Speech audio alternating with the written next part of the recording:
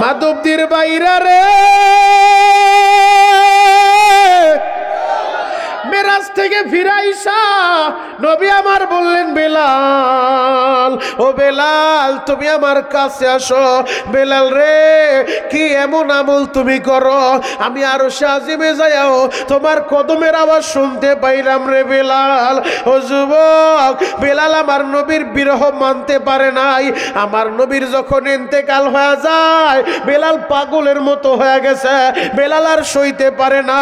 বেলাল গাট্টি বুস্তা গোল কইরা হযরত আবু বকরের সামনে দাঁড়াইয়া বেলাল কান্দে আর বলে, ও নবীর সাহাবী আবু বকর আমারে বিদায় দিয়া দেন, এই মদিনায় আর আমি থাকবো না। আবু বকর বলে, বেলাল রে কেন তুমি পাগলামি শুরু করলা? বেলাল বলে, ও নবীর সাহাবী আবু বকর, আগে যখন নবী আমার এই মদিনার অলি গলিতে আমার নবী আগে আগে হাঁটতো, আমি নবীর পিছনে পিছনে হাঁটতাম। আগে যদি আমি আজান দিতাম আমার নবী ইমামের মুসাল্লায় দাঁড়াইয়া নবী আমার ইমামতি করতো। ও আবু বকর, এই মদিনায় এখন যদি আমি আজান দেই আমার নবী তো ইমামতি করব না, এই মদিনার অলি গলিতে আমার নবী তো আর হাঁটবো না, আমি আমার নবীর বিরহ সইতে পারবো না। ও আবু বকর আমারে বিদায় দিয়া দেন, আমি মদিনা ছাইরা চইলা যাব।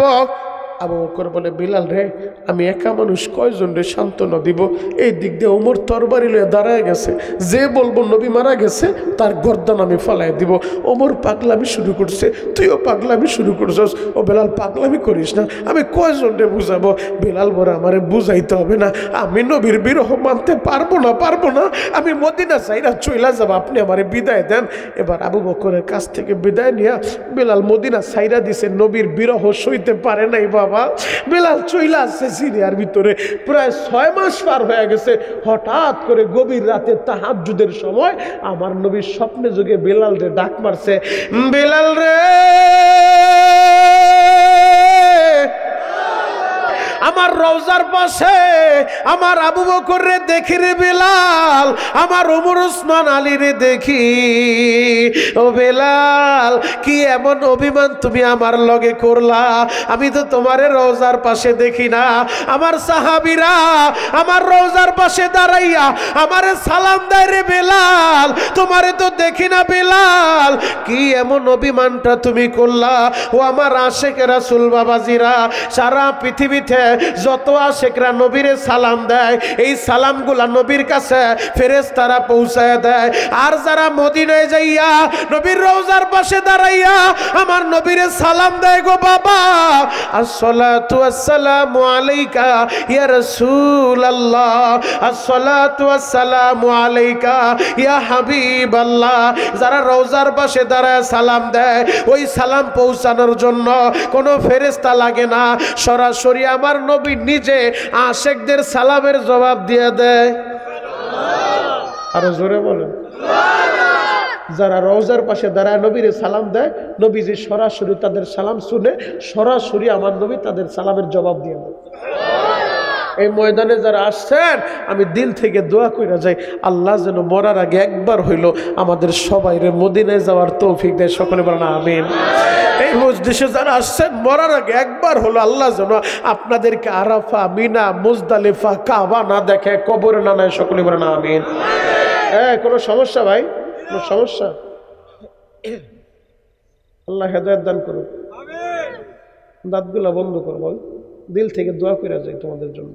কারণ যুবকরা তোমরা যদি ইসলামের পক্ষে দাঁড়ায় যাও, আমি যুবকদের জন্য দিল থেকে দোয়া করি। আজকের যুব সমাজের মাহফিল, মদিনায় যাওয়ার জন্য দিলটা প্রস্তুত করো বাপ।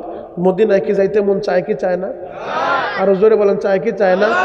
যার যত গুনাহ কম তার চোখে তত পানি বেশি। যে দেখো আশেকরা বৈশা বৈশা মদিনার কথা শুই না, চোখের পানি দিয়া বুকটা ভাসাইতেছে। দেখো যারা আশেক এরা নবীর কথা শুনলে সইতে পারে না। যার যত গুনাহ কম তার চোখে তত পানি বেশি। বাপ আমার আল্লাহ বলে, ফালিয়া ধাকো কলিলা ওয়ালিয়া বুকু কাসিরা, বান্দারে কম কম হাইসো, বেশি বেশি কাইদো। যুবক চোখের পানি রেডি করো। গুনাহ আমিও করছি, তুমিও করছো, আমরা সবাই গুনাহগার। আমি হুজুর দেখে আমি সাধু না, আমিও গুনাহগার। এই হুজুরও গুনাহগার। নবীজি বলছে আমরা সবাই গুনাহগার, কুল্লু বানি আদম খত্তাউন, প্রতিটা আদম সন্তানই গুনাহগার। তবে এদের ভিতরে উত্তম তারা যারা গুনাহ হওয়ার পর আল্লাহর কাছে মাপ চায়, তওবা করে। বাপ, গুনার বোঝা নিয়ে আজকের মাহফিল আসছো, যুবক গুনার বোঝাটা নিয়ে মাহফিল আসছো, আমি দিল থেকে মুসাফির হালতে দোয়া কইরা যাই, আল্লাহ যেন আমাদের সবাইকে গুনাহগুলো এই জায়গায় রাইখা আমাদেরকে পবিত্র বানায়া এরপরে বাড়িতে নেয়। চিৎকার মেরে বলেন আমিন। আরো জোরে বলেন আমিন। যুবক ভাইরা রে, ওই মদিনায় যদি যাইতে চাও চোখের পানি দিয়া মাওলার কাছে দরখাস্ত দাও। মদিনায় যাইতে টাকা লাগে না, টাকা লাগে না, কপাল লাগে বাবা, কপাল। যদি আল্লাহর কাছে চাওয়ার মতো চাইতে পারো, ও দাড়ি পাকা বাবাজিরা, ও যুবক বন্ধুরা, বলতে পারেন হুজুর আমি তো ফ্যাক্টরিতে কাজ করি, আমি অন্যের দোকানে কর্মচারী, আমি কেমনে মদিনায় যাইব? চোখের পানি দিয়ে আল্লাহরে বুঝায় বলতে পারলে আপনার টাকা লাগবে না, আমার আল্লাহ কিভাবে নিবে সেইটা তার দায়িত্ব। আপনারা কি দেখেন না এই ঢাকার শহরে বহুত দারোয়ান মক্কা মদিনায় যায়, বাড়িওয়ালার কপালে হজ নসিব হয় না? আপনারা কি দেখেন না বহুত রিকশা চালক মক্কা মদিনায় যাইয়া হজ কইরা বাড়িতে আসে, শিল্পপতির হজ নসিব হয় না? কথা বলেন ঠিক কিনা? কসম খোদার, আমি কেরানীগঞ্জে থাকি, কেরানীগঞ্জের একটা কথা বইলা যায়, হাজার হাজার কোটি টাকার মালিক ছিল, নাম বললে এখানকার অনেক নেতারাই তারে চিনবেন, নাম বলবো না। আল্লাহর বান্দার কপালে হজ নসিব হয় নাই, অথচ তার বাড়ির দারোয়ান, তার দোকানের কর্মচারী, তার বাড়ির দোকান মার্কেটের বারাজে উঠায়, সে বছর বছর মক্কা মদিনা যায়, হাজার হাজার কোটি টাকার মালিক হওয়ার পরেও হজ করতে পারে নাই, হজ না কইরা মারা গেছে। আমার নবীজি বলে যার হজ ফরজ হইল, হজ না কইরা মারা গেল, সে ইহুদিয়া হয়ে মরলো না নাসারা হয়ে মরলো, আমি নবী তার দায়ভার নিতে রাজি না, আমি তা জানি না, জানি না। কত বড় ধমকের কথা! এজন্য দিল থেকে দোয়া করে যায়, বাপ যাদের উপরে হজ ফরজ হয়েছে মরার আগে তাড়াতাড়ি হজটা সম্পন্ন করেন, আর যাদের উপরে হজ ফরজ হয় নাই বলতে পারেন আমি গরিব মানুষ, আপনি চোখের পানি জড়ান, আমার আল্লাহ আপনার ব্যবস্থা করবে। আল্লাহু আকবার। বাবা দিলের কানটা লাগায় কথাগুলো শুনেন, আমার নবীর কত শান, কত মান। সেই কথা বলতেছিলাম, আমার নবী এত শানওয়ালা নবী। ওই নবী 6 মাস পর স্বপ্নে যোগে বেলালরে ডাক মারছে। নবীরে যে স্বপ্ন দেখলো, শয়তান সবার বেশ ধরতে পারে, শয়তান আমার বেশ ধরবে, শয়তান বড় বড় পীরের বেশ ধরে আপনারা ধোঁকা দিবে, কিন্তু নবীর সুরত শয়তান কখনো ধরতে পারবে না। যে নবীরে স্বপ্ন দেখলো সে নবীরেই স্বপ্ন দেখলো। আল্লাহু আকবার। যুবক, আমার নবী 6 মাস পর বেলালের স্বপ্নের যুগে ডাক দিছে, ওরে বেলাল,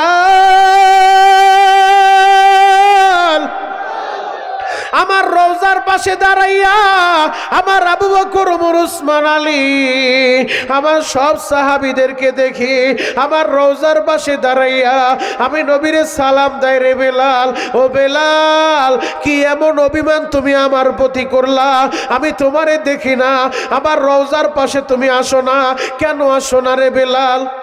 এই স্বপ্নটা দেখা বেলালের ঘুম ভাইগা গেছে। বেলাল ঘুম থেকে ওইটা 1 মিনিটও দেরি করে নাই, আবার গাট্টি বস্তা গোল কইরা মদিনার উদ্দেশ্যে ছুটছে। মদিনায় যাইব, আমার নবীর স্বপ্ন দেখছে, নবীর রওজাটা জিয়ারত করব। আল্লাহু আকবার। বেলাল যখন মদিনায় আসতেছে, বেলাল রে দেখা মদিনার মানুষগুলা পাগলের মতো হয়ে গেছে। 6 মাস হইল বেলালের কণ্ঠে আমরা আজান শুনি না, নবীও নাই, বেলালও নাই। নবীর ইন্তেকালের পর বেলাল মদিনা ছাইরা চলে গেছে, বেলালের কণ্ঠে আর আজান শুনি না। আগে যখন নবী ছিল বেলাল আজান দিত, আমাদের কলিজা জুড়ে যাইত। এখন নবীও নাই, বেলালও আজান দেয় না, বেলালের আজানটাও আমরা শুনি না। মদিনার মুরব্বী সাহাবীরা পর্যন্ত আসছে, ওরে বেলাল, নবীও নাই, তোমার আজানও শুনি না রে বেলাল।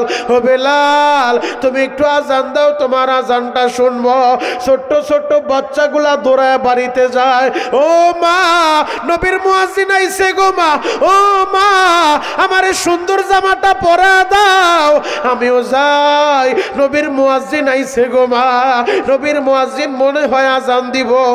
সব মানুষগুলা জড়ো হয়ে বলে, বেলাল তুমি একটু মিনারায় দরকার, একটু আজান দাও, আমাদের কলিজাটা একটু শীতল করি। বেলাল বলে আমি পারবো না, কারণ আগে আমি আজান দিলে নবী ইমামতি করতো, আগে আমি আজান দিলে জুমার দিন নবীরে দেখায় দিতাম আশহাদু আন্না মুহাম্মাদার রাসূলুল্লাহ বইলা হাত দা ইশারা দিয়া নবীরে দেখায় দিতাম, এখন তো সেটা পারবো না, আমি আজান দিতে পারবো না।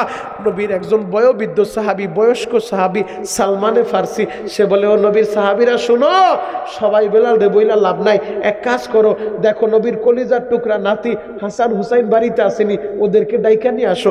ওরা বললে বেলাল নিষেধ করতে পারবো না। এবার ইমাম হাসান আর হুসাইনকে নিয়ে আসছে। ইমাম হাসান হুসাইন আইসা বলে নানার মুয়াজ্জিন বিলাল, আমার নানাও নাই, তোমারেও দেখি না, ও নানার মুয়াজ্জিন, আগে যখন তুমি আজান দিতা আমার নানার রুম থেকে বের হয়ে মসজিদে যাইতো, ও নানার মুয়াজ্জিন তুমি একটু মিনারে দাঁড়াইয়া একটু আজানটা দাও, আমরা আজান শুনতে যাই। হযরতে বেলাল বলে আমি সবাইরে না করলো তোমাদেরকে না করতে পারবো না, কারণ এদের দুইজনকে আমার নবী ভালোবাসে, যারাই হাসান হোসাইনকে ভালোবাসবে আমার নবী তাদেরকে ভালোবাসবে। এই হাসান আর হুসাইন, আল হাসান ওয়াল হুসাইন সাইয়্যিদা শাবাবি আহলিল জান্নাহ, আমার নবী বলছে এরা দুইজন জান্নাতের যুবকদের নেতা। ও যুবক, এবার যখন বেলাল দাঁড়ায় গেছে আজান দেওয়ার লাইগা, বেলাল যখন আজান শুরু করছে, আজান দিতে যাইয়া বেলাল যখন বলছে আশহাদু আন্না মুহাম্মাদার রাসূলুল্লাহ, এই বাক্যটা বলার সাথে সাথে বেলাল একটা চিৎকার মাইরা বেহুশ হইয়া জমিনে পইরা গেছে, জমিনে পইরা গেছে। মাধবদীর বাইরা রে, দীর্ঘ সময় পর মাথার ভিতরে পানি দিয়া বেলালের হুঁশ ফিরায়। বেলাল হুঁশ ফিরার পর বলে ও মদিনাবাসী শোনো, এই মদিনায় আর আমি আর থাকতে পারবো না, এই মদিনায় নবীর বিরহ আমি মানতে পারি না, আমার কলিজা মানায় না। ওই যে বেলাল মদিনা ছাড়লো মরার আগে আর মদিনায় যায় নাই গো বাবা, আমার নবীর রওজার কাছে ও যুবক যেই গোরস্থান রয়েছে জান্নাতুল বাকি, ওই জান্নাতুল বাকি কবরস্থানে 10,000 সাহাবায়ে কেরাম ওই কবরে ঘুমায় রইছে গো বাবা। ওই জান্নাতুল বাকির ভিতরে নবীর কলিজার টুকরা মহিলাদের জান্নাতের সভানেত্রী ফাতেমা ঘুমায় রইছে বাবা। ওই জান্নাতুল বাকির ভিতরে ইমাম মালিক রহমাতুল্লাহ আলাইহি ওই জান্নাতুল বাকিতে ঘুমাছে, কিন্তু ওই জান্নাতুল বাকিতে বেলালের কবর নাই গো বাবা। ওই যে বেলাল নবীর বিরহ বেদনা সইতে না পাইরা মদিনা ছাইরা দিছে, মরার আগে আর বেলাল মদিনায় যায় নাই গো বাবা। ও যুবক, আমি তোমাদের পায়ে হাত রাইখা বলে যাই, ওই নবীরে ভালোবাসতে হবে, নিজের জীবনের চেয়েও বেশি ভালোবাসতে হবে। ও যুবক বন্ধুরা, যেই নবীর উপরে মশা মাছি বসা হারাম ছিল, ওই নবী কোরআনের লাইগা মাইর খাইছে, কথা বলেন ঠিক কিনা?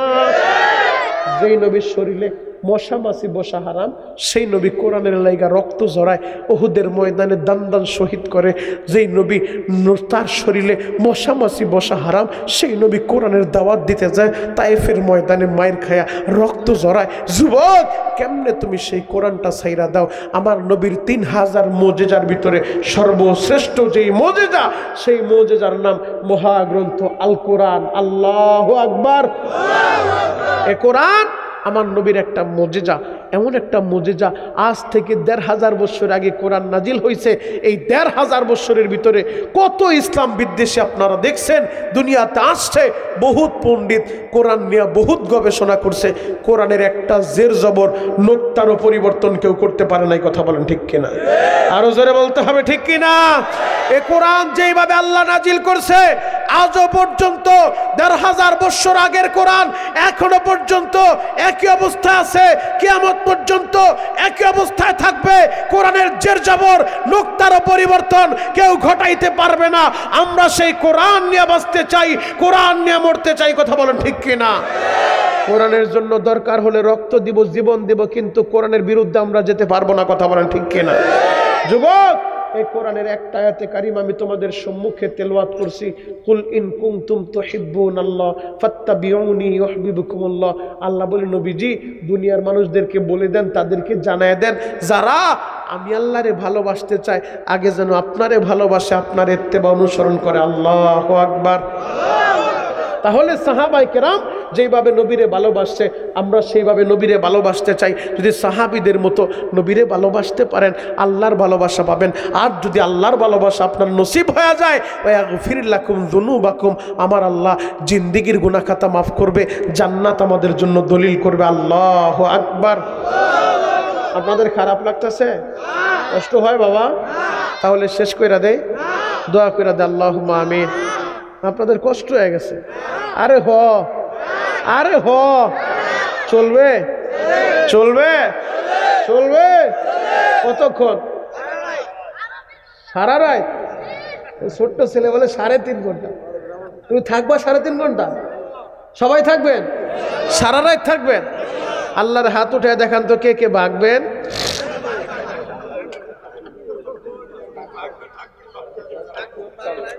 এইটাই ঠিক, আপনারাও সারা রাত থাকবেন না, আমিও সারা রাত করবো না। আর আল্লাহর বান্দা যে আপনাকে লেগে বিরিয়ানি পাকাইছে, বিরিয়ানি তো ঠান্ডা হয়ে যাব। আল্লাহু আকবার বলেন তো, আরো জোরে বলেন আল্লাহু আকবার। হে যুবক ভাইরা, হাজী সাহেব, বাবাজিরা, ডানে বামে নজর নাই, এক নজরে তাকায় থাকেন গো বাবা। আল্লাহরে যদি ভালোবাসতে চাও আগে নবীরে ভালোবাসো, নবীরে যদি ভালোবাসতে চাও নবীর সুন্নতকে ভালোবাসো। মান আহাব্বা সুন্নতি ফাকাদ আহাব্বানি, নবী বলছে যে আমার সুন্নত ভালোবাসবো সে আমারে ভালোবাসলো। তার মানে বোঝা যায় সুন্নত ভালোবাসলে নবীর ভালোবাসা পাওয়া যায়, নবীর ভালোবাসা পাইলে আল্লাহর ভালোবাসা পাওয়া যায়। আল্লাহু আকবার। তো সাহাবায়ে কেরাম আমাদেরকে দেখায় গেলেন, শিখায় গেলেন কিভাবে নবীরে ভালোবাসতে হয়। মদিনার ছোট্ট ছোট্ট বাচ্চারা আমার নবীর জন্য পাগল ছিল। জ্বলন্ত একটা প্রমাণ আপনাদের সামনে আমি এখন তুলে ধরতে চাই। আমার নবী যখন মক্কা ছাইরা হিজরত কইরা মদিনায় গেছে, এই যে ছোট্ট ছোট্ট বাচ্চাগুলা বসে আছে, এদের মতো বাচ্চারা পর্যন্ত আমার নবীর জন্য পাগল ছিল। শুধু মুরব্বীরাই ভালোবাসে নাই, মুরব্বীরা যেমন ভালোবাসছে, যুবকরা যেমন ভালোবাসছে, বাচ্চারা তেমন ভালোবাসছে, মহিলারা পর্যন্ত আমার নবীর জন্য পাগল ছিল। আল্লাহু আকবার। মাধবদীর বাইরা রে, রহমাতুল লিল আলামিন নবী আমার হিজরত কইরা মক্কা ছাইরা মদিনায় যখন গেলেন গো বাবা, মদিনায় 13 দিন লাগছে যাওয়ার জন্য। এই 13টা দিন মদিনার যুবক বৃদ্ধ বাচ্চারা মিলিয়া বাপ মদিনার এই জায়গায় আইসা, মদিনার গেট যেটারে বলা হয় বাপ মদিনা, এই জায়গায় আইসা 13 দিন পর্যন্ত অপেক্ষা করত কখন আমার নবী মদিনায় আইব, কখন আমার নবী আমাদের মদিনায় আসবো গো। মক্কার বেঈমানেরা আমার নবীরে মারছে, আর আমরা মদিনার মানুষেরা নবীর লাইগা কলিজাটা দিয়া দিব। আল্লাহু আকবার। নবী যখন মদিনায় গেছে 162 জন যুবক বৃদ্ধ এবং বাচ্চারা মিল্লা 162 জন মানুষ তাকবীর দিছে, স্লোগান দিছে, নবীরে শুভেচ্ছা বরণ দিছে, নবীরে স্লোগান দিয়া দিয়া ভিআইপি রিসিপশন করছে। ওই যে আপনারা শুনেন না গজল, তলা আল বাদরু আলাইনা, এটা মদিনার ছেলেরা বানাইছে আমার নবীর লাইগা, নবীরে রিসিপশন করার লাইগা। ওরা স্লোগান দিয়া দিয়া বলতেছে তলা আল বাদরু আলাইনা মিন সানিয়াতিল উদা, এইভাবে ওরা বলতেছে এই আরবি কবিতাটা, স্লোগান দিয়া দিয়া বলতেছে, আমার নবীরে রিসিভ করতেছে। নবী যখন মদিনায় ঢুকছে সব মানুষগুলা পাগলের মতো হয়ে গেছে। মুরব্বীরা বলে নবীজি আপনি আমার বাড়ির মেহমান হন, নবী গো আপনার লাইগা আমার বাড়ি ঘরটা সাইরা দিব, নবীজি আপনি আমার বাড়িতে আসেন। সবাই পাগল আমার নবীরে নেওয়ার লাইগা। ছোট্ট ছোট্ট বাচ্চারা বলতেছে নবীজি আপনি আমাদের বাড়িতে আসেন, নবী আপনার জন্য আমাদের বাড়িটা আমরা দিয়া দিব। সবাই পাগল হয়ে গেছে। যুবক ছোট্ট একটা বাচ্চা, নাম তার ওবাদা। ওবাদা বলে বাবা গো মানুষের বিড়াবিড়িতে আমি নবীরে ভালোভাবে দেখতে পারি না, আমার একটু কোলে নাও, আমি আমার নবীরে একটু ভালোভাবে দেখবো। আল্লাহু আকবার। ছোট্ট বাদা বাবার কোলে উঠা আমার নবীর কাছাকাছি যাইয়া ওবাদা বলেন নবী গো ওই মক্কার ভূখণ্ডে আপনারে সবচেয়ে বেশি কে আঘাত করছে গো নবী?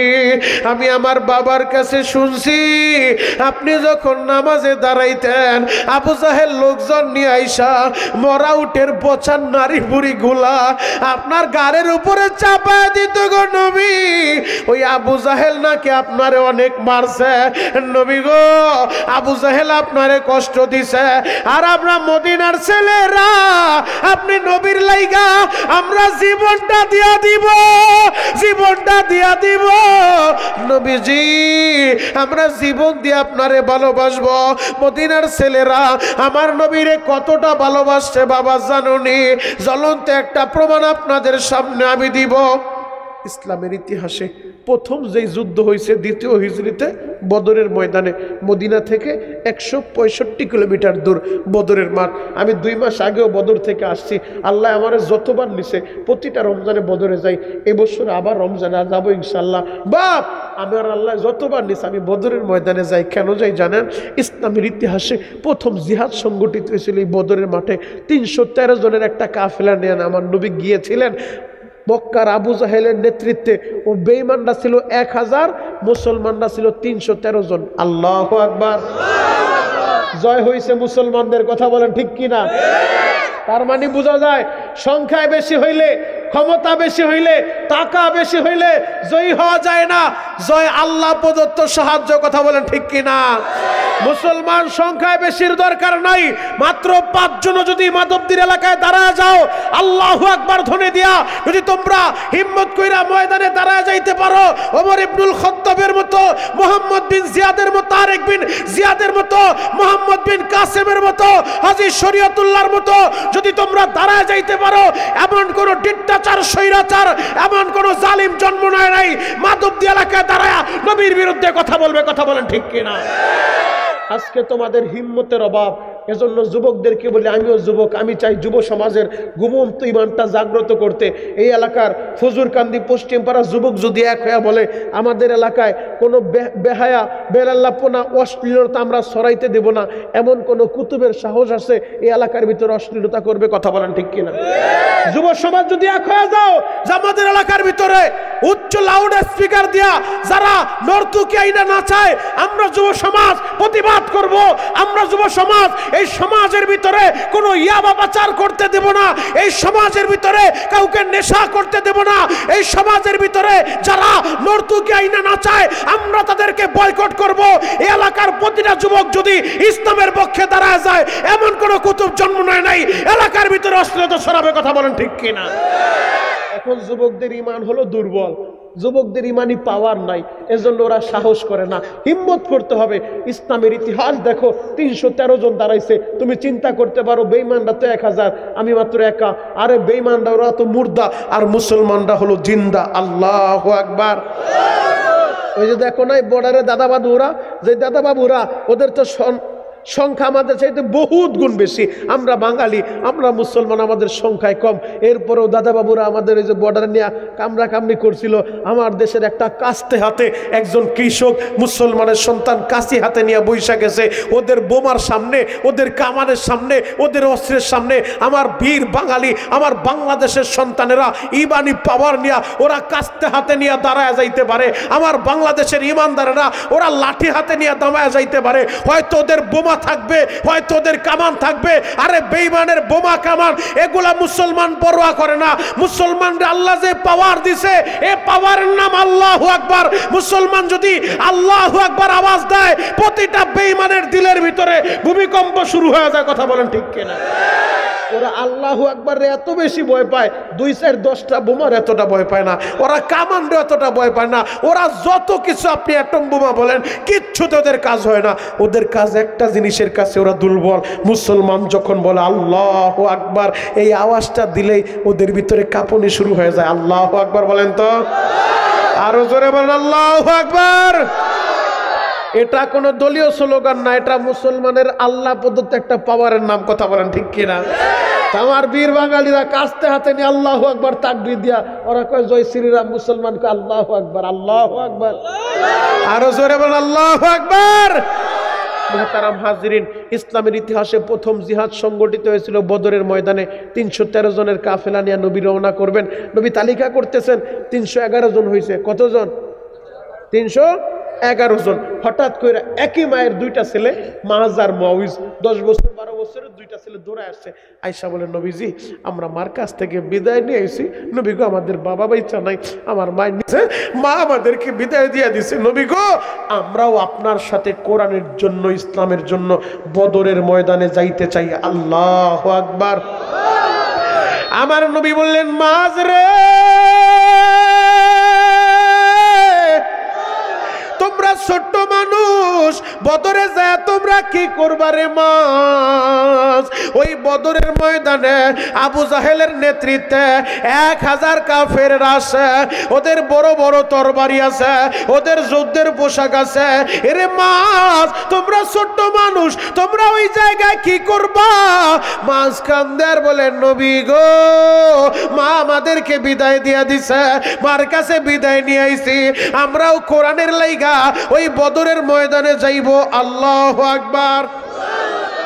নবীজি আপনি বলেন আমরা ছোট মানুষ, এই যে আপনি যাদেরকে সিরিয়াল অনুযায়ী যে সাইজ দিছেন, সেনাবাহিনীর জন্য যেটা সাইজের দরকার একটা মাপ নিছেন, নবীজি দেখেন আপনি 311 জন যাদেরকে নিছেন, আমি সাইজে তাদের সমান হয়ে গেছি।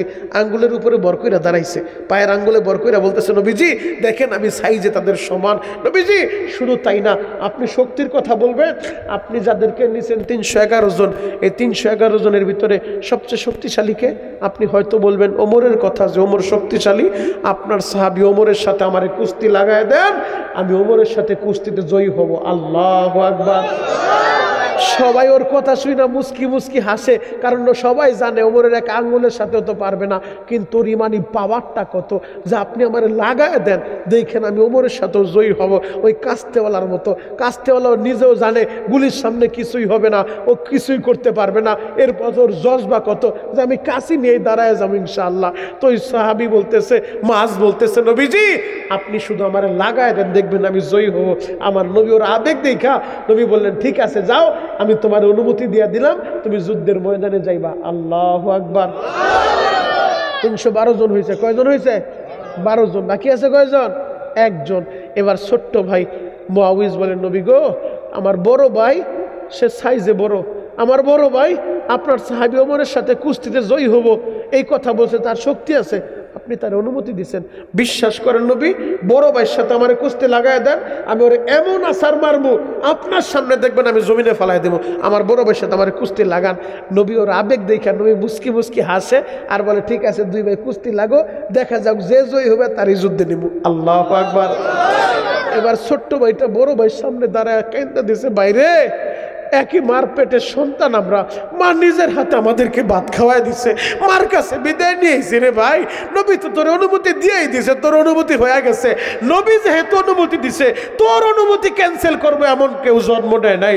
নবী তোর অনুমতি দিছে, এই অনুমতি নবী ফিরায় নিব না, কিন্তু আমার তো অনুমতি হয় নাই। ভাই তুই ভালো কইরা জানোস আমি তোর সাথে পারবো না, এরপরও ভাই একটু অভিনয় কইরা, তোর যেহেতু অনুমতি হয়েছে তুই একটু আমারে যাওয়ার সুযোগ কইরা দে, আমি যখন তোর গাড়ে হাত দিব তুই ইচ্ছা কইরা নিচে পইরা যাইস, আমি তোর বুকের ভিতরে বইসা নবীরে বুঝামো আমি জয়ী হয়েছি, যেন নবী আমারও নিয়ে যায়। ভাই একটু অভিনয় করিস।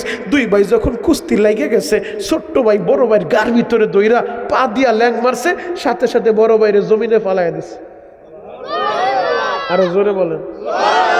বড় ভাইরে জমিনে ফালায় লাভ দিয়া বড় ভাইয়ের বুকে উঠছে, বুকের ভিতরে উঠা নবীর দিকে তাকায় চোখের পানি ছাইরা দিছে, নবী গো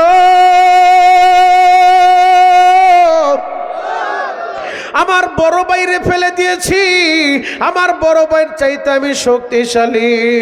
নবী গো আপনি আমারও অনুমতিটা দিয়ে দেন। আমার নবী ওর আবেগ দেখা বললেন, ঠিক আছে যাও, তোমার অনুমতি দিলাম। 313 জন হয়ে গেল বাবা। ও যুবক বন্ধুরা, রমজান মাসে দ্বিতীয় হিজরিতে এই 313 জন নিয়া নবী আমার বদরের ময়দানে চলে যায়। লম্বা আলোচনা বাবা, একেবারে সারসংক্ষেপে আপনাদেরকে আমি বইলা যাই। ও ফুজুর কান্দির ভাইরা রে, ও মাধবদীর ভাইরা, ও 2500-এর ভাইরা, দিলের কানটা লাগায় আমার কথাগুলো শুনে যাও। বুখারীর বর্ণনা কিতাবুল মাগাজি পয়রা দেখো, নবীর সাহাবী আব্দুর রহমান ইবনে আউফ হাদিস বয়ান করে, যুদ্ধ যখন শুরু হয়ে গেছে, নবীর বয়স্ক সাহাবী আব্দুর রহমান ইবনে আউফ বলে, আমার সামনে ছোট্ট দুইটা ছেলে, এই মাজ আর মুআউইজ, ওরা আমার সামনে এসে বলে, চাচা আপনি একটু আমাদেরকে দেখায় দেন আবু জাহেল কোনটা। জোরে বলে। আব্দুর রহমান ইবনে আউফ হাদিস বয়ান করতেছে, আমি বিরক্ত হইতেছিলাম। এটা তো যুদ্ধের ময়দান, এটা তো খেলার মাঠ না, যুদ্ধের ময়দান। এই জায়গার ভিতরে যদি ওরা আহত হয়ে যায়, ওদেরকে টানতে হইব আমার, আমি নিজে বিপদে পড়বো। এজন্য আমি বিরক্ত বোধ করতেছিলাম। এই তোমরা ছোট্ট মানুষ, তোমরা আবু জাহেল রে কি করবা? ওই দুইটা ছেলে বলে, চাচা গো, মার কাছ থেকে আমরা বিদায় নিয়েছি, দুধের দাবি ছাড়াই আনছি গো চাচা, আমরা মার কাছ থেকে বিদায় নিয়েছি। ওই বদমাইশ নাকি আমার নবীর সবচেয়ে বেশি কষ্ট দিয়েছে মক্কায়। আমার মায় বলছে, ওই আবু জাহেল মক্কার ভূখণ্ডে আমার নবীর একদিন চর মারছিল। আমার মায় বলছে, এই আবু জাহেল সবচেয়ে বেশি কষ্ট দিছে আমার নবীরে মক্কার ভূখণ্ডে। মার কাছ থেকে বিদায় নিয়েছি, আবু জাহেল রে দেখার পরে স্পার যে কোনো একটা হয়ে যাইব, হয়তো ও বাঁচবো, নয়তো আমরা বাঁচবো। আল্লাহু আকবার। আব্দুর রহমান ইবনে আউফ বলে, আমি শুধু ইশারা দিয়ে তাদেরকে দেখায় দিলাম। ওই জামানায় তার মোবাইল ছিল না, যে মোবাইলের বরকতে এখন আমেরিকার প্রেসিডেন্ট ট্রাম্প না ড্রাম, তাও আমার দেশের 5 বছরের বাচ্চাগুলা জানে। কিন্তু ওই জামানায় তার মোবাইল ছিল না, এই জামানায় তার আবু জাহেলের চেহারা ওরা দেখে নাই। বলে, চাচা আপনি দেখায় দেন। আব্দুর রহমান ইবনে আউফ বলে, ওই যে তাকায় দেখো, ঘোড়ার উপরে যুদ্ধের সাজে সজ্জিত, যুদ্ধের পোশাক পরা, লম্বা তরবারি চালাইতেছে, ওইটাই আবু জাহেল। আব্দুর রহমান ইবনে আউফ হাদিস বয়ান করে, বুখারীর বর্ণনা কিতাবুল মাগাজি পড়ে দেখো। যুবক আব্দুর রহমান ইবনে আউফ হাতের আঙ্গুল দিয়া ইশারা দিয়া দেখায়া হাতটা নামাইছে, ওদের দিকে তাকায় দেখে দুইটা ভাই আর নাই। বিদ্যুৎ গতিতে বাস পাখি যেমন উইরা চইলা যায়, দুইটা ভাই উইরা চইলা গেছে আবু জাহেলের সামনে। আল্লাহু আকবার। মাজার মুআউইজ দুইটা ভাই উইরা চইলা গেল আবু জাহেলের সামনে। আবু জাহেলের সামনে যাইয়া ছোট ভাই মুআউইজ হাতে তরবারি নিয়া আবু জাহেলের গোড়ার সামনের পায়ের ভিতরে আল্লাহু আকবার বইলা যখন কোপ লাগায় দিছে, বাবা গোড়ার সামনের পা কাইটা গেল। এবার গোড়াটা কাইট হইছে, আবু জাহেল জমিনে পইরা গেছে। দুইটা ভাই ঝাঁপায় পড়লো আবু জাহেলের উপরে। আবু জাহেল রে ধরাশায়ী কইরা দুইটা ভাই তরবারি হাতে নিয়া আল্লাহু আকবার বইলা আবু জাহেল রে জবাই কইরা দিছে, ওর গর্দান উড়াইয়া দিছে। দুইটা ভাই আবু জাহেল রে দুনিয়া থেকে বিদায় কইরা এবার তরবারি নাচাইতেছে। এক ভাই বলে আমি মারছি, আর এক ভাই বলে আমি মারছি। দৌড়ে আসছে নবীর কাছে। নবী দুইজনের দিকে তাকায়া ওদের আবেগ দেখা, ওদের তরবারি দেখা নবী বলে, তোরা দুইজন মিললাই আবু জাহেল রে ফাইনাল করছে। আল্লাহু আকবার। আবু জাহেল রে জাহান্নামে পাঠায় দে। এদের মতো বাচ্চারা আমার নবীরে কত ভালোবাসতো জানো? যুবক, কেন তুমি নবীরে ভালোবাসবা না? কেন তুমি নবীর লাইগা পাগল হইবা না? নবীরে যদি ভালোবাসতে চাও নামাজ পড়তে হবে। নবীরে যদি ভালোবাসতে চাও নবীর সুন্নত দাড়ি রাখতে হবে। নবীরে যদি ভালোবাসতে চাও নবীর সুন্নতি পোশাক পরতে হবে। নবীরে যদি ভালোবাসতে চাও সবচেয়ে বেশি তোমার মার চেয়ে বেশি, বাবার চেয়ে বেশি, দলের চেয়ে বেশি, নেতার চেয়ে বেশি, এমনকি কলিজার চাইতে নবীরে বেশি ভালোবাসতে হবে। কথা বলেন ঠিক কিনা? যদি নবীর ভালোবাসা পাইতে চাও মা বাবার খেদমতটাও করতে হবে। একটা যুবক আমারে বলছে, মা বাবার কথা বললেন, আমাদের ছেলেরা মা বাবার খেদমত করতে চায় না। বর্তমান যুব সমাজ ধ্বংস হচ্ছে একমাত্র কারণ নেশা কইরা মুরব্বীদেরকে তো সম্মান করেই না, নিজের মা বাবারও সম্মান করে না। কথা বলেন ঠিক কিনা? বহুত কপাল পোড়া আছে, হয়তো আপনাদের এই জায়গায় তো সব আল্লাহর ওলি আপনারা, কিন্তু বাপ বহুত এমন কপাল পোড়া এমনও আছে নিজের বাবারে বারে মায়ের মাইরা ঘর থেকে বের করে দেয়। কথা বলেন ঠিক কিনা? আজকে যেই বাসায় খাবার খেলাম, ইলিয়াস নাম, ইলিয়াস ইলিয়াস ইলিয়াস দোয়া চাইলো, ওর বাবা বাইচা নাই, বাবার লাইগা দোয়া চাইছে, ও বাপ হারায় বাপের লাইগা দোয়া চায়। আর কত কপাল পোড়া আছে, বাবারে ঘর থেকে বের করে দেয়। বাপ কসম খোদার, আমি বাস্তব একটা কথা বইলা যাই, কোরআন হাদিসে নাই তো বাস্তব ঘটনা শুনে যায়। যুবক, তোমরা হয়তো অনলাইনে দেখছো, গত 2 সপ্তাহ আগে ওই ঢাকার গাজীপুর জয়দেবপুর জঙ্গলের ভিতরে একজন কপাল পোড়া ছেলে রাত 2টার সময় তার বাবারে গাড়ির ভিতরে কইরা জঙ্গলে নিয়ে গেছে, নিয়ে একটা ধাক্কা মেরা রাত 2টার সময়। 2 সপ্তাহ আগে কিন্তু প্রচন্ড শীত পড়ছিল, এমন শীত, হাড় কাঁপানো শীত, সূর্যের চেহারাটা আমরা দেখতে পারি নাই, 2-3 দিন এমন শীত ছিল।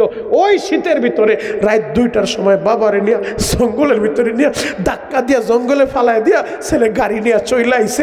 3 দিন পর্যন্ত বাবা শীতের ভিতরে জঙ্গলে পইরা মৃত্যুর শয্যায় বাবা শুধু কাতরাইছে।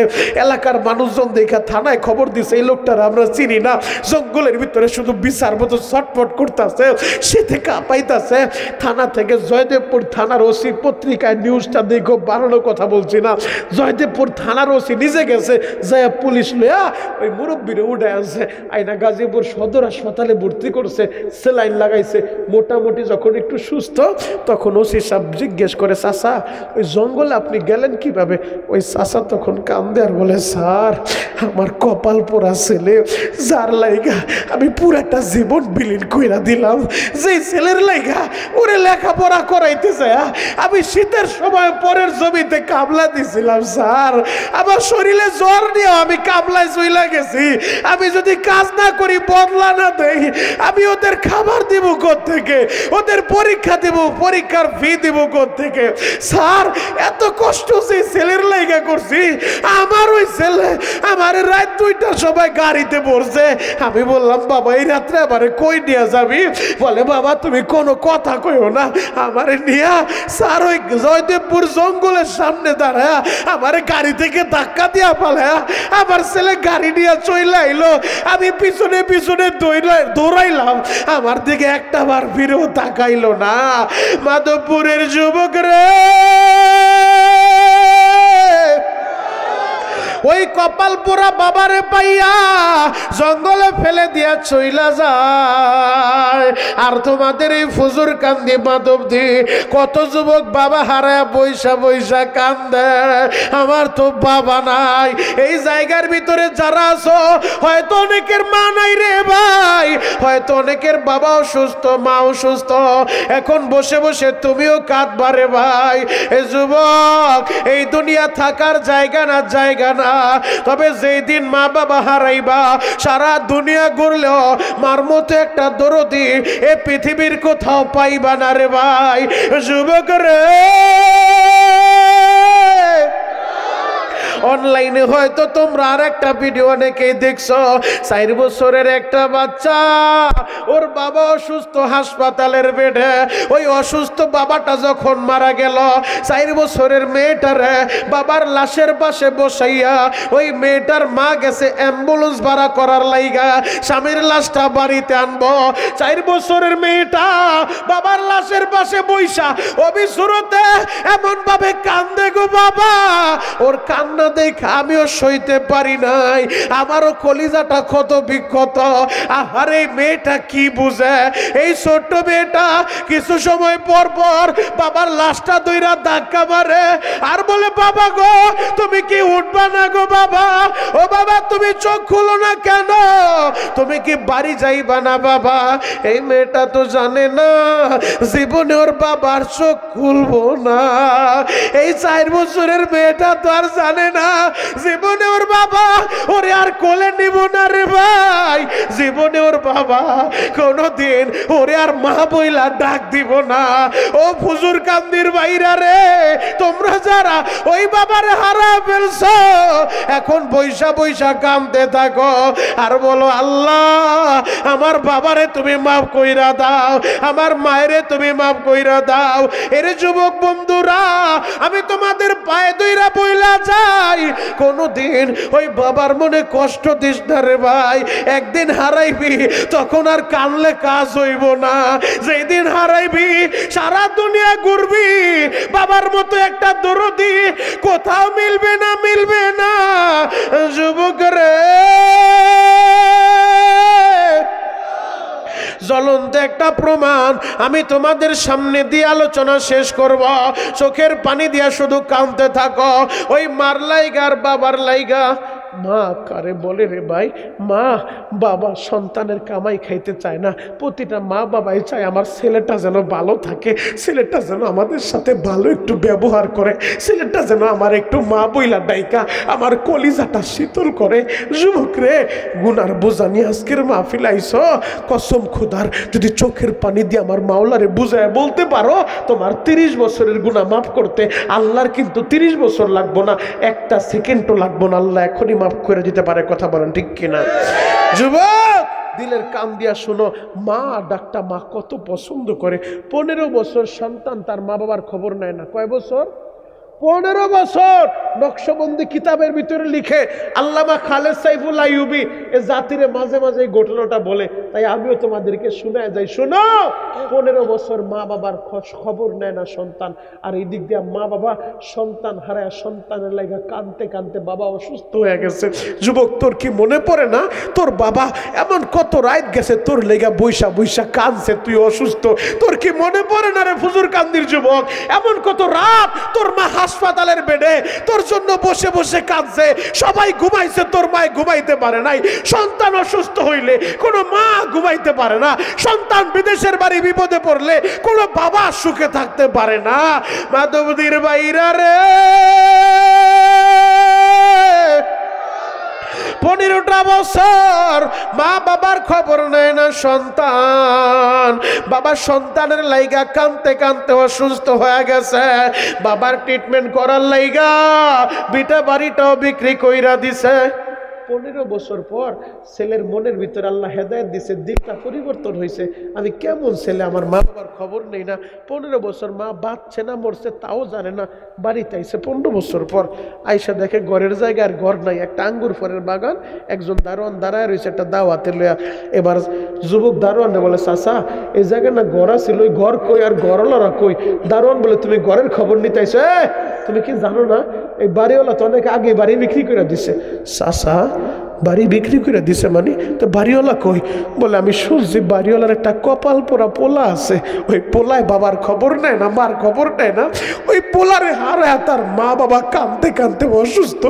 বাবা এমন অসুস্থ হয়েছে তার ট্রিটমেন্টের লেগা বিটা বাড়িটাও বিক্রি করে দিয়া ওই মুরব্বীরে বাঁচাইতে পারে নাই, তার বাবা মারা গেছে।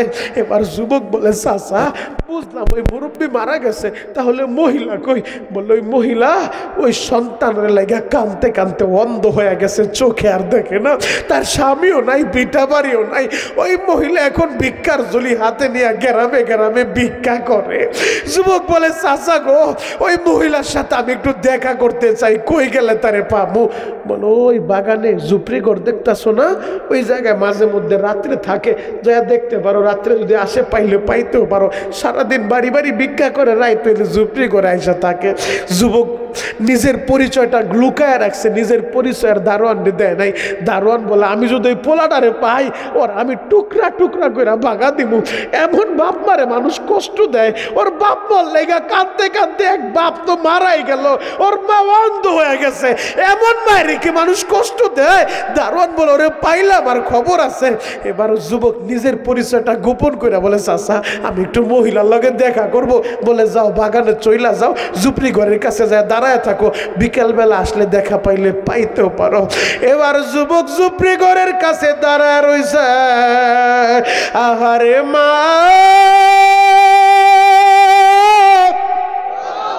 15 বছর মার চেহারা দেখে না রে ভাই, 15টা বছর মায়ের মা বইলা ডাক দেয় না। আজকে মায়েরে দেখার লাইগা অপেক্ষা নিয়ে দাঁড়ায় রইছে। হঠাৎ কইরা সন্ধ্যার সময় সন্তান তাকায় দেখে, আহারে মা দুঃখিনী, এক হাতে ভিক্ষার ঝুলি আর এক হাতে লাঠি, লাঠিতে বর কইরা কইরা অন্ধ মা ঝুপড়ি ঘরের দিকে আগাইতাছে। এই দৃশ্য তো কোনো সন্তান সইতে পারে না। আমার মায়ের 15 বছর আগে কেমন দেখছি, এখন দিয়ে আবার বাবা অন্ধ, চোখেও দেখে না, বাড়ি বাড়ি ভিক্ষা করে রে ভাই। ভিক্ষার ঝুলিটা হাতে নিয়া মা দুঃখিনী যখন ঝুপড়ি ঘরের দিকে আগাইতেছে, যুবক অপেক্ষা করতেছে।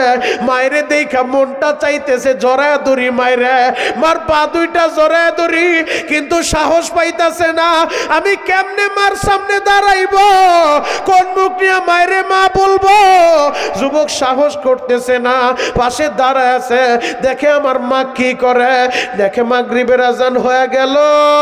মা দুঃখিনী ওযু বানাইয়া ঝুপড়ি ঘরে ঢুইকা যায় নামাজে দাঁড়াইয়া মাগরিবের নামাজটা আদায় কইরা অন্ধ মা হাত দুইটা আসমানের দিকে উঠাইয়া অন্ধ মা কান্দে আর বলে, মালিক রে,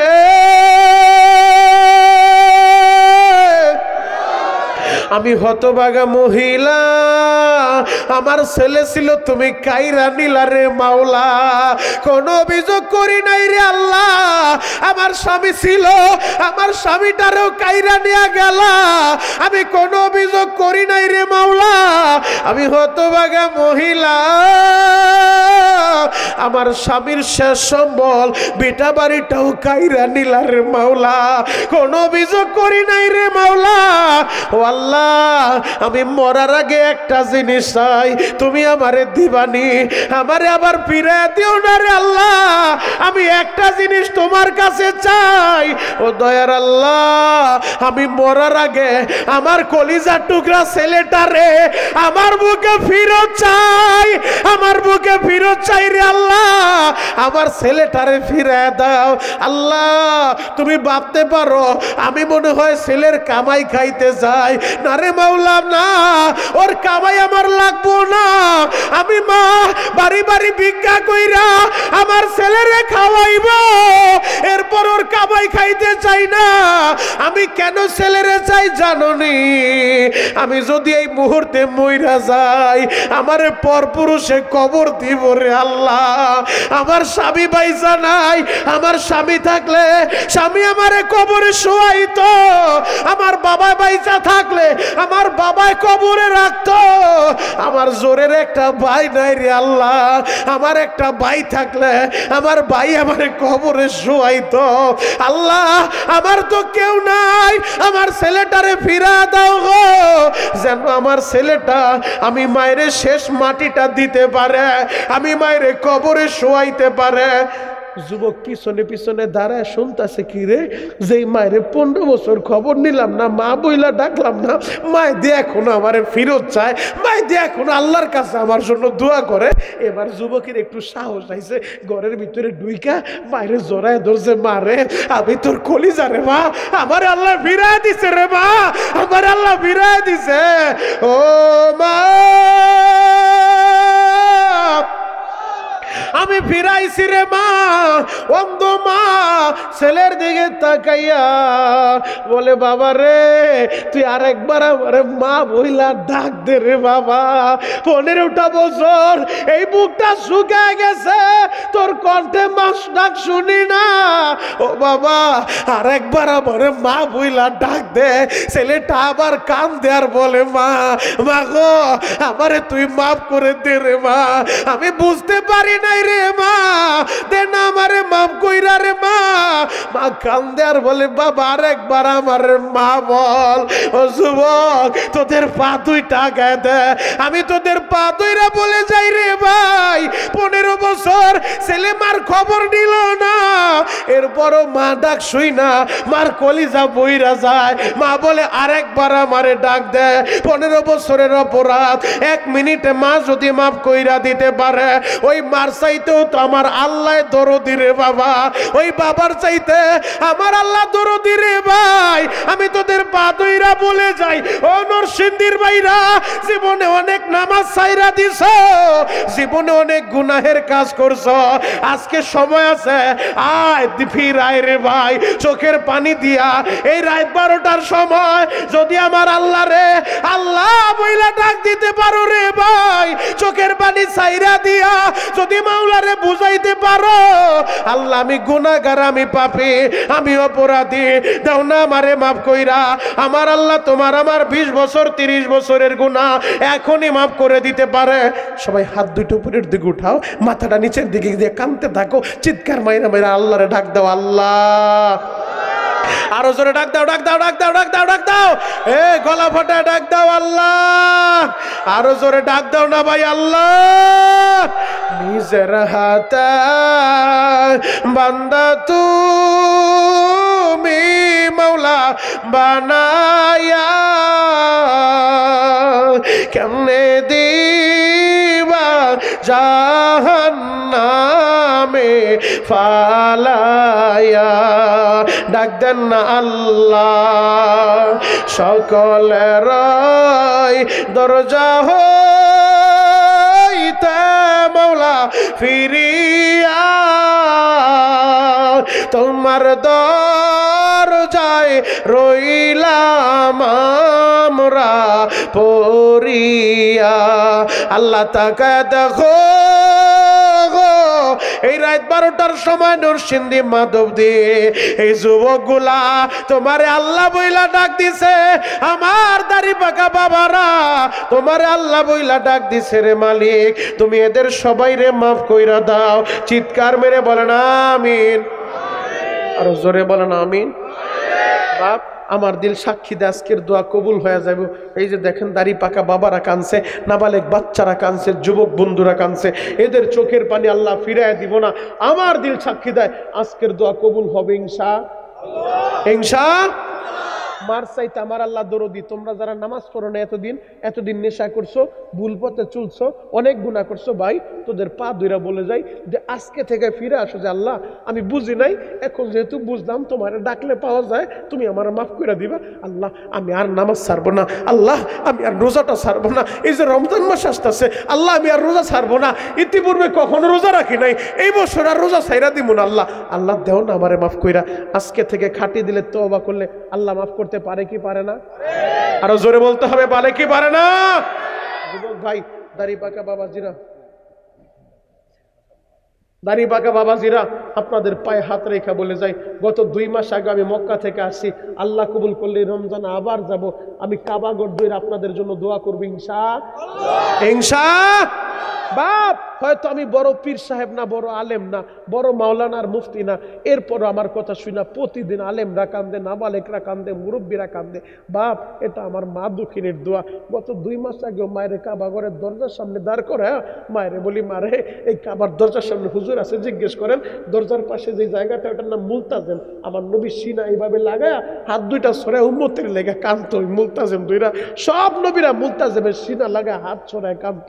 আমি মুলতাজেমের সামনে সিনাটা লাগায় বহুতবার তোদের জন্য কাজ যে আল্লাহ বাংলাদেশে গেলে যত মাহফিলে যাব, যত মার পাগল ছেলেরা আমার মাহফিলে বৈশা তোমার কথায়, তোমার নবীর কথা শুই না চোখের পানি জড়াইব। মরার আগে একবার হইলো তাদেরকে তুমি হজ করাইবা। চিৎকার মেরে বলেন আমিন। আমি আমার মায়ের বললাম, মা আমার লেগে দোয়া করো। আমার মা বলে, বাবা এমন কোনো রাত যায় না তোর জন্য চোখের পানি আমি জড়াই না।